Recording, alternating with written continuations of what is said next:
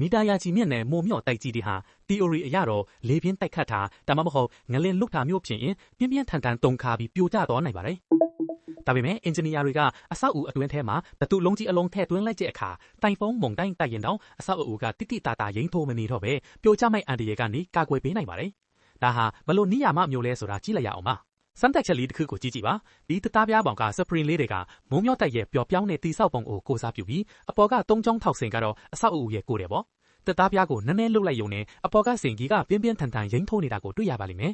ဒါပေမဲ့အဲ့ဒီစင်ပေါ်မှာတပ်တုလုံးလေးတစ်လုံးတက်ဆင်လိုက်တဲ့အခါမှာတော့တကယ်ကိုအံ့ဩစရာကောင်းတာတစ်ခုဖြစ်လာပါတယ်စင်ကြီးရဲ့တုန်ခါမှုနှုန်းကအရန်ကိုနှီးသွားပြီးခဏလေးအတွင်းမှာပဲငြိမ်သွားပါတော့တယ်ဒီအချက်ကိုပိုးပြီးရှင်းသွားအောင်နည်းနည်းလေးကြည့်ကြည့်ရအောင်ပါစင်ကြီးကရှေ့ကိုရင်းသွားတဲ့အခါတပ်တုလုံးလေးကအဟုန်ကြောင့်နောက်မှာကြံနေခဲ့ပြီးစင်ကြီးကိုနောက်ပြန်ဆွဲထားပါတယ်စင်ကြီးကနောက်ကိုပြန်ရင်းသွားတဲ့အခါမှာလေတပ်တုလုံးလေးကအရှေ့ကိုရောက်သွားပြီးစင်ကြီးကိုအရှေ့ကိုပြန်ဆွဲထားပြန်ပါတယ်တနည်းပြောရရင်တော့အဟုန်ကြောင့်တပ်တုလုံးဟာအဆောက်အဦရင်းတဲ့ဘက်နဲ့ဆန့်ကျင်ဘက်ကိုအမြဲတမ်းလှုပ်ရှားနေတာပါသူ့ရဲ့အလေးချိန်ကိုတုံးပြီးတုံခါမှုဆွဲအင်တွေကိုစုပ်ယူလိုက်တာကြောင့်အဆောက်အဦကြီးရင်းထိုးနေတာကိုရော့ဖားသွားစေပါတယ်ဒါဟာဒန်ပါတစ်ခုရဲ့အလုံးလုံးပုံနေရမှာပါလေ